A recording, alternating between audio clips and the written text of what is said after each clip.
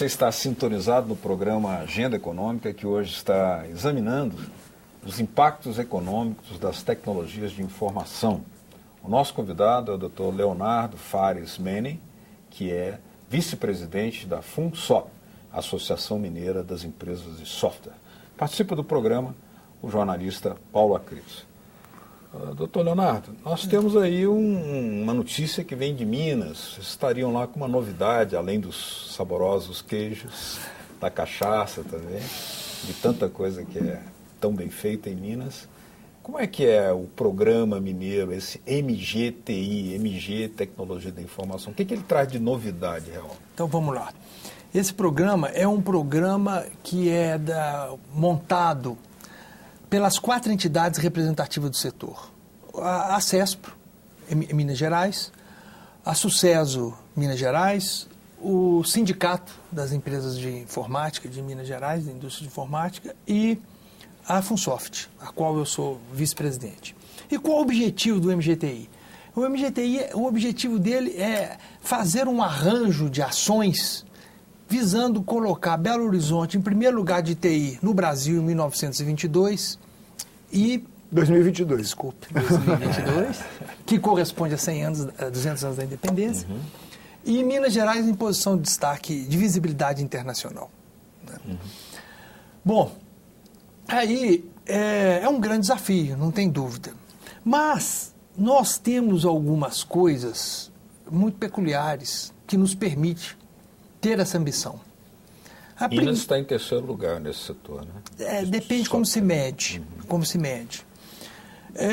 Primeiro, qual que é o indicador? Que indicador que quando você fala assim, Belo Horizonte vai passar São Paulo, vai passar o Rio, nós estamos medindo, a Fundação Dom Cabral nos ajudou muito na montagem do programa, inclusive no indicador. É conceituadíssima em educação. Conceituadíssima em educação, em gestão empresarial e tudo mais, né?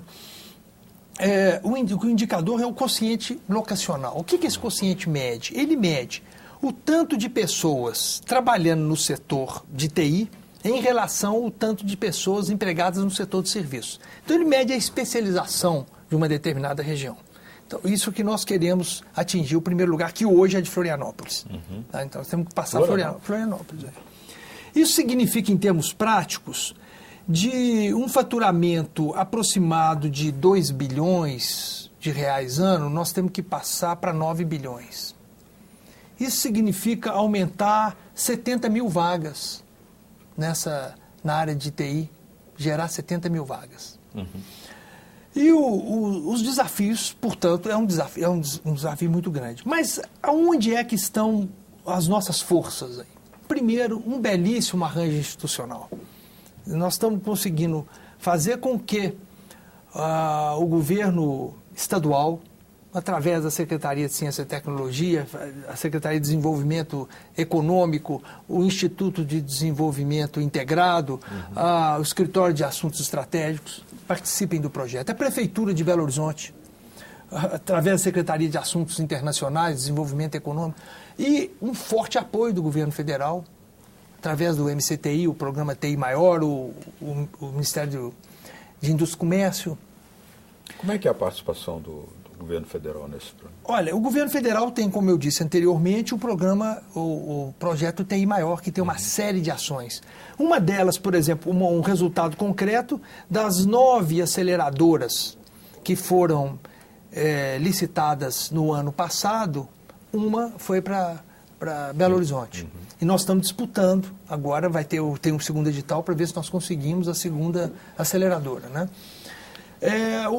Um outro aspecto importantíssimo do governo federal é o programa Certix, que é a certificação da origem de software, né? Então isso, o que ele permite? Ele dá vantagem ao produtor de software nacional. O software desenvolvido no Brasil, ele na hora da compra pública, ele tem vantagem. Então isso é uma estratégia muito importante. A outra parte é a capacitação. O programa de capacitação à distância do governo federal, em um ano foram mais de 100 mil jovens É um negócio importante que está acontecendo. 17 empresas no condomínio temático faturaram em torno de 130 milhões de reais em 2013. O que isso representa na escala do tempo? Olha, uma característica muito importante do nosso setor, nós temos em Minas 5 mil empresas, 3.500 em Belo Horizonte, na região metropolitana. O que caracteriza o setor é que as empresas são pequenas. No Brasil, com exceção das grandes, que geralmente são multinacionais, as nacionais são empresas pequenas. Isso tem um conjunto de desafios específicos, inclusive dentro do MGTI, eu vou falar um pouquinho, vocês vão ver como é que nós estamos abordando esse problema. Mas, se você fala 130 mil para 17 empresas, 130 milhões para 17 empresas é um valor expressivo no contexto atual. Mas essas, especificamente, têm o potencial, nesse período, de multiplicar por 5, por 6, com muita facilidade. Essas, especificamente, que estão ali. Né? O programa, ele está ancorado em 4 eixos. O primeiro eixo é de capacitação. Nós temos que capacitar, gerar essas pessoas para atender essas vagas e temos que capacitar as nossas empresas. Elas têm que fazer elas têm que se aprimorar. Então, temos parceiros importantes nisso. A Fundação Dom Cabral é um parceiro. Agora mesmo estamos em negociação com a Universidade de Stanford para ela nos ajudar nessa questão de capacitação. Que é ali do lado do Vale do Silício, né? Que é lá do Vale do Silício, né? Vocês contam com financiamento específico de bancos públicos para essa A gente tem capacitação? contado com apoio de recursos públicos, né? Secretaria de Desenvolvimento Econômico Secretaria de Ciência e Tecnologia de Minas é o nosso maior apoiador, o secretário Nas Rodrigues, é um entusiasta. Agora ele se afastou, que ele está na Câmara dos Deputados, mas o professor Evaldo Vilela também, um grande entusiasta. Então, tem recursos públicos, tem o SEBRAE, que é um forte apoiador também. Agora, há outras fontes, tem a FINEP, tem o CNPq, enfim, tem uma série de questões, de fontes aí que precisam ser exploradas. Nesse perfil que o senhor desculpe interromper seu raciocínio, nesse perfil que o senhor traçou, onde salientou que a grande parte é de pequenas empresas, né? Esse quadro para a geração de empregos, né? Porque nós sabemos que são as pequenas e médias empresas que mais geram empregos hoje no Brasil. E no caso mineiro da área de software, como é que se comporta? É a mesma lógica. São 33 mil profissionais contratados aqui, a estimativa que nós temos. Né? Essa é a lógica. Mas você observa pelo número de empresas, é muito pouca gente por empresa. Né? Essa é a lógica. Agora, o que nós precisamos? Esse eixo de capacitação é para melhorar a qualidade da oferta da mão de obra. E observa, quando você gera 70 mil empregos na área de TI, o que significa isso em termos de renda, em termos de impactos na sociedade? Porque esse tipo de gente é gente que demanda cultura, é gente que demanda serviço.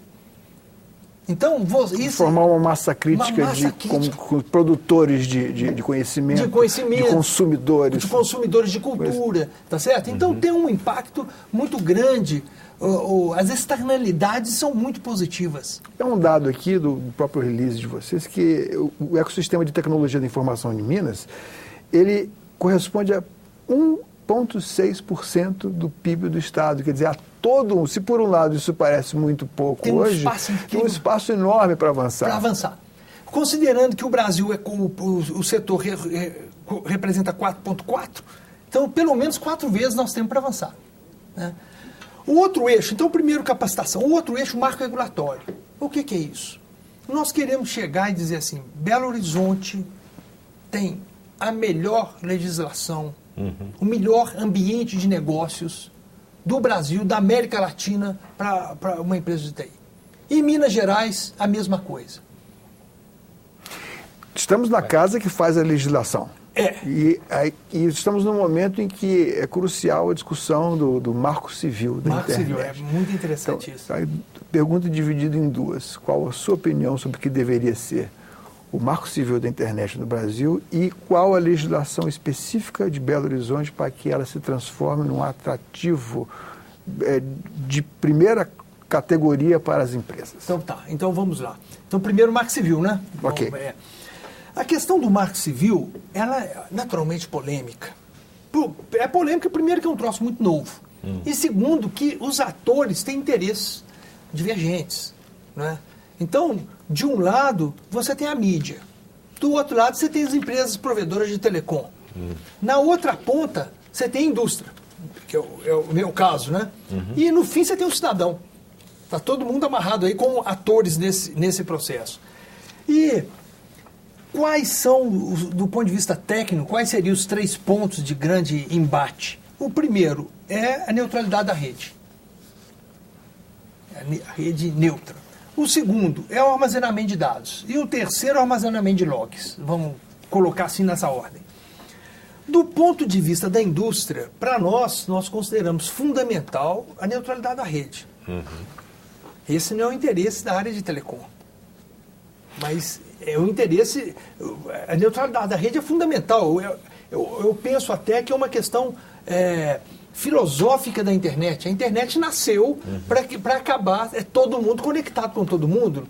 Não é mais uma ação, um broadcast. Não é isso? Agora, as forças políticas e as forças da sociedade e, ao mesmo tempo, a evolução da ciência e da tecnologia, tudo isso está acontecendo com uma velocidade tão as forças são a fluidez e a velocidade. É possível estabelecer um marco civil que seja encarcerado, que não tenha que ser revisto a cada... Eu estou com a sua tese. Eu acho que nós temos que tentar construir um primeiro passo e depois vai ter que ser revisto várias vezes, né? Agora, nós estamos na casa das leis, né? Eu penso que esse assunto, né, ele precisa ser estudado com mais profundidade e os atores precisam ser mais ouvidos. Porque a questão é o seguinte, institucionalmente, alguns atores são mais organizados que outros. Nós sabemos isso, faz parte de uma sociedade democrática. Né? E saímos de um episódio extremamente traumático aqui para nós como nação, que foi a revelação, tardia ou não, de que somos espionados. Pois é. Somos todos. A presidenta da República espionada. Nada né? mais, nada menos do que ela. Então, esse é um tópico específico do problema, que precisa ser tratado de forma específica. Mas sem ingenuidades, né? Absolutamente mesmo. Alguém imagina que alguma vez na época alguma potência deixou de espionar, desde o Império Romano ou do Império Otomano? Não tem isso. Todas as potências sempre espionaram, óbvio. Então não podemos fazer um papel ingênuo, né? Há uma obrigação de se defender, né? Com competência. Não há dúvida. Agora eu queria voltar ainda a um outro tema lá, se me permite, sobre Minas ainda, porque Minas são muitas, né? Já dizia o poeta lá. E nós temos tanto aquele setor que capta tecnologias muito avançadas, tem um grande desenvolvimento, que é Belo Horizonte e o sul de Minas, né, que está se caracterizando por um desenvolvimento muito específico, muito avançado nessa área de tecnologias também, como você tem o Nordeste, o Vale do Jequitinhonha, que é uma outra realidade própria do desenvolvimento desigual e combinado de Minas. Nesse caso, como fazer evitar a disparidade, continuar o abismos se expressar de forma maior, pelo contrário, promover um desenvolvimento mais concentrado. Veja que interessante. Esse é um tema. Eu falei do eixo capacitação, falei do eixo marco regulatório, vou falar de um eixo, depois eu falo do último, que é o eixo que nós estamos chamando de condomínio temático de TI. E o que é o condomínio temático de TI? É uma estrutura física que recebe um tanto de empresas, como é o BHTEC lá em Belo Horizonte, que a ideia é que se deu uma força ao BHTEC para poder colocar mais empresas lá, e um condomínio na nuvem. O que é um condomínio na nuvem? Todos os benefícios que você tem dentro de um condomínio físico, você terá na nuvem.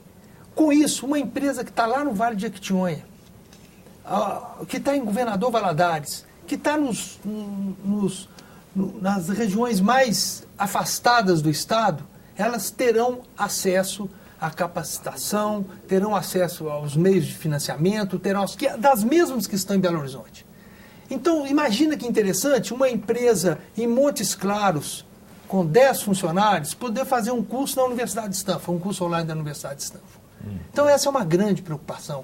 E o governo do Estado colocou à disposição do programa o iTech, que é a rede deles, a Universidade Aberta de Tecnologia, que está espalhada também por dentro do Estado. A lógica é o seguinte, se você olhar em várias áreas do governo, tem boas peças. O iTech. O iTech. O iTech. O iTech, Universidade Aberta de Tecnologia. Para não confundir com iTech. Não, o iTech. A grande questão é que você observa que tem várias peças do Lego colocadas. O MGTI, na verdade, é a construção de um belo Lego. Juntando essas peças, todos os atores, todos, o guarda-chuva é muito grande, tem espaço para todo mundo trabalhar. Vale lembrar que essas disparidades mineiras são as mesmas que encontramos no plano nacional, Amazônia, Pantanal, o Getúlio Vargas dizia que Minas é uma síntese do Brasil, né? É um estado de transição em que você tem essas coisas todas. Bom, nós vamos fazer mais uma interrupção aqui no Agenda Econômica. No próximo bloco nós vamos discutir aquela questão já anunciada do papel do software livre, a sua capacidade de promover mais inclusão digital e também economia, bem como outros aspectos que faltam ser esclarecidos sobre o Programa Mineiro de Tecnologia da Informação. Continue com a gente aqui no Agenda Econômica.